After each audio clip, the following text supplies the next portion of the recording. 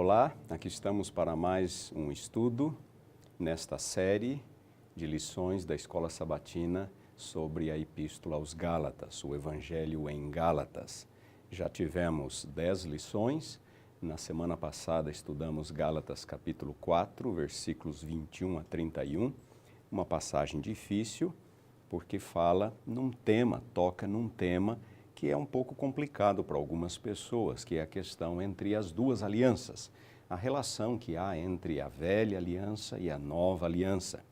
E nós vimos, ao estudar esta passagem em Gálatas e também uma passagem em 2 Coríntios e com a ajuda de Hebreus, capítulo 8, capítulo 9, nós vimos que a velha aliança, na verdade, é apenas um desdobramento ilustrativo da nova aliança, não é?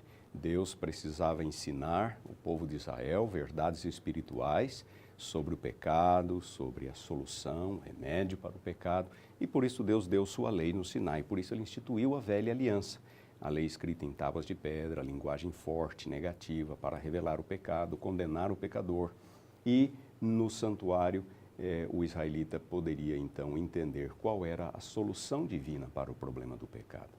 E a velha aliança ela sai de cena quando a nova aliança é ratificada mediante a morte de Jesus Cristo na cruz. Assim, o santuário terrestre, ele dá lugar ao santuário celestial, que sempre foi o centro das atividades salvíficas de Deus no universo, e a lei, que antes só condenava, ela agora vem para o coração do crente, não é? E a obediência parte de dentro para fora. Muito bem, nesta semana o nosso tema é liberdade em Cristo e nós vamos estudar Gálatas capítulo 5, versículos 1 a 15. Uma passagem, não é muito difícil, mas tem algumas passagens muito significativas, alguns textos de Paulo muito significativos para a nossa vida cristã. E Paulo começa: para a liberdade foi que Cristo nos libertou. Permanecei, pois, firmes e não vos submetais de novo a jugo de escravidão. Nós já vimos que a lei não salva, a lei apenas condena. Tentar usá-la como meio de salvação, na verdade, é submeter-se à sua condenação, é submeter-se à sua escravidão. E Paulo trabalha com estas duas metáforas ao longo de sua epístola aos Gálatas. Em primeiro lugar, lá no capítulo 3, ele trabalha com a ideia da prisão, não é? Como se a lei fosse um policial que mantivesse o pecador preso ao seu pecado. E agora, no capítulo 4, nessa alegoria que estudamos na semana passada, ele trabalha com a ideia da escravidão, não é? Na verdade, é exatamente isto. A lei não salva. Tentar usá-la como meio de salvação é submeter-se à sua escravidão, é submeter-se à tutela da lei, estar aprisionado sob a lei. E Paulo continua, versículos 2 a 4, eu, Paulo, vos digo que se vos deixar de circuncidar, Cristo de nada vos aproveitará. De novo testifico a todo homem que se deixa circuncidar que está obrigado a guardar toda a lei. De Cristo vos desligastes, vós que procurais justificar-vos na lei, da graça decaístes. Nós temos duas ideias centrais nestes 3 versículos que acabamos de ler. A primeira ideia é a de que aquele que se deixa circuncidar, na verdade, está obrigado a guardar toda a lei. A ideia é como que o ser humano obtém justiça diante de Deus. É pela fé em Cristo ou é pela circuncisão? Paulo diz, se você opta pela circuncisão, então você está sob a obrigação de guardar toda a lei. Esta é a primeira ideia. E a segunda ideia é, por que você está na obrigação de guardar toda a lei? Porque Cristo não opera onde a lei opera. Cristo não opera onde o esforço humano opera. Então, aquele que tenta introduzir o esforço próprio mediante a observância da lei, a obediência à lei, ele, na verdade, está abrindo mão de Cristo. Ele está tornando nula a graça de Cristo na sua vida. E a única coisa que lhe resta é a lei, portanto, ele vai ter que guardar toda a lei para alcançar justiça diante de Deus. É possível? Paulo já dissera no capítulo 3 que isto não é possível. que aquele que não permanece em todas as coisas escritas no livro da lei está sob a maldição da lei, que é a condenação da lei. E é exatamente por isso que nós precisamos de Cristo, não é? Não há ninguém que consiga prestar a Deus, neste estado de pecado e miséria em que nós vivemos, prestar a Deus uma obediência perfeita. E a justiça não é por meio da lei, e sim por meio da fé em Cristo Jesus. Tentar alcançar justiça pela lei é desligar-se de Cristo. Nos versículos 5 e 6, Paulo diz, porque nós, pelo Espírito, aguardamos a esperança da justiça que provém da fé. Interessante. Paulo diz, nós aguardamos, porque há dois elementos importantes neste processo de justificação. Pelo menos dois elementos, não é?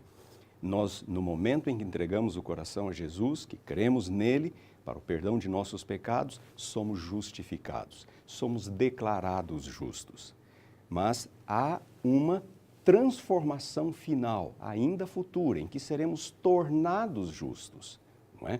Em primeiro lugar, somos declarados justos, mas um dia, e a Bíblia diz, próprio Paulo diz, quando Cristo vier, nós seremos transformados, então nós seremos tornados justos. Aqui Paulo evoca este elemento futuro da justificação. E no versículo 6, porque em Cristo Jesus nem a circuncisão nem a incircuncisão tem algum valor, mas a fé que atua pelo amor, não é? O ponto central é que não faz diferença se você é circuncidado ou não é circuncidado. Em Cristo Jesus, judeus, circuncisos, gentios, incircuncisos estão no mesmo nível. O que importa agora é a fé que atua pelo amor. A fé em Cristo e sua dimensão prática. E todo aquele que tem fé em Deus vai ter uma vida prática pautada pelo amor, com relação aos seus semelhantes. No versículo 7, Paulo faz uma pergunta retórica. Vós corrieis bem, diz ele. Quem vos impediu de continuardes a obedecer à verdade? Quem vos impediu? É uma pergunta retórica, certamente ele está se referindo aos judaizantes. É uma pergunta indireta, não é? Vocês estavam indo bem, diz ele. Vocês começaram bem, ele diz isso no capítulo 3, vocês começaram bem, vocês estavam indo bem, mas agora vocês estão querendo se aperfeiçoar na carne, mediante o esforço próprio. Quem foi que fez isso, não é? Quem vos impediu? Obra dos judaizantes. Esta persuasão, diz ele no versículo 8, não vem daquele que vos chama, não vinha dele, Paulo, como apóstolo do verdadeiro evangelho da graça de Deus em Jesus Cristo. Obra dos judaizantes. Um pouco de fermento, versículo 9, leveda toda a massa. E é interessante, não é? Como que as ideias errôneas, às vezes, elas se espalham com mais rapidez do que as ideias corretas, não é? Parece que as pessoas estão mais ávidas para ouvir novos ensinos, novas doutrinas, mesmo que estejam em desacordo com a palavra de Deus. Um pouco só de fermento, diz Paulo, leveda toda a massa. A atividade de uns poucos judaizantes, não sabemos quantos, estava conseguindo influenciar todos os crentes ou as principais comunidades cristãs da região da Galácia. Versículo 10, confio de vós no Senhor, que não alimentareis nenhum outro sentimento, mas aquele que vos perturba, seja ele quem for, sofrerá a condenação. Ele espera que eles continuem firmes no evangelho que receberam. E aqui Paulo faz uma referência aos judaizantes. Ele usa o singular. Será que era um só? Possivelmente. Poderia ser mais. Poderia haver uma pessoa mais influente, líder dos outros, não sabemos. Aquele que vos perturba, diz ele, seja ele quem for, sofrerá a condenação. E no 11 e 12, eu, porém, irmãos, se ainda prego a circuncisão, por que continuo sendo perseguido? Uma pergunta retórica, e esta pergunta parece pressupor uma objeção da parte dos judaizantes. Qual seria a objeção? De que Paulo pregava a circuncisão. Parece estranho, mas é o que nós deduzimos do texto. Em algum momento, os judaizantes estavam dizendo aos crentes gálatas que Paulo já pregara a circuncisão. Não sabemos se eles estavam se referindo à vida pré-cristã de Paulo, o fato de Paulo haver sido um fariseu, e naquela época Paulo realmente valorizava a circuncisão como todo bom judeu, como todo bom fariseu, e via na circuncisão méritos diante de Deus.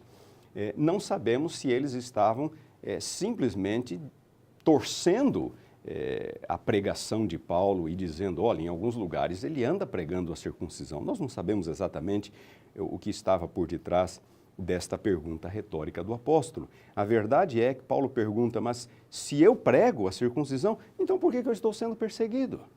Por que os judaizantes estão aí falando mal a meu respeito? E se eu ainda prego a circuncisão, diz Paulo, logo está desfeito o escândalo da cruz. A cruz, o evangelho, era escândalo para os judeus, diz Paulo em 1 Coríntios capítulo 1, versículo 23. Porque, de acordo com Deuteronômio, maldito aquele que ficar pendurado no madeiro, e Jesus morrera no madeiro. E eles não poderiam jamais admitir a ideia de que o escolhido de Deus, não é, o Messias, pudesse ao mesmo tempo ser o maldito de Deus. Por isso o evangelho era escândalo para os judeus. O que Paulo quer dizer aqui é que se ele prega a circuncisão, então ele não prega mais a cruz. Se ele prega a circuncisão como meio de salvação, de obter justiça diante de Deus, então o escândalo na cruz estava desfeito. Paulo não precisaria mais pregar a Jesus Cristo como o Salvador do pecado. Tomara até se mutilassem os que vos incitam à rebeldia, no versículo 12. Esse texto nos mostra um pouquinho da personalidade de Paulo. Este comentário é um comentário áspero, é um comentário picante, pesado. O apóstolo faz uma crítica severa aos judaizantes, não é? Que estavam incitando os crentes gálatas à rebeldia. Já que eles estão insistindo na circuncisão, vão adiante e se mutilem ainda mais, quem sabe haja mais mérito nisso, não é? Além da própria circuncisão. É interessante que o apóstolo Paulo tinha esses comentários picantes de vez em quando com relação aos seus críticos e aos seus oponentes. Mas ele termina nos versículos 13 a 15 esta sessão fazendo um apelo para o exercício do amor, o que parece meio contraditório porque ele acaba de fazer uma crítica severa com relação aos judaizantes, mas ele se dirige aos irmãos agora, ele diz, porque vós, irmãos, fostes chamados à liberdade.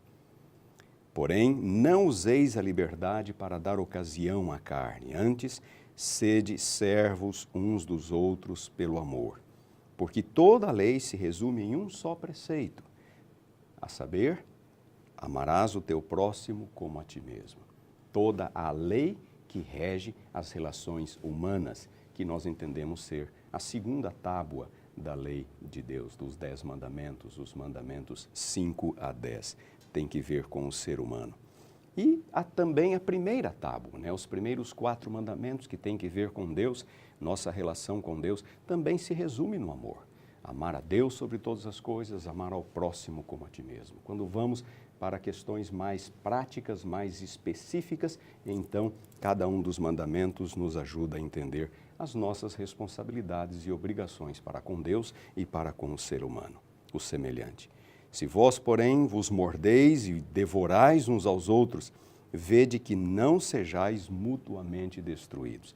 A igreja na Galácia estava dividida.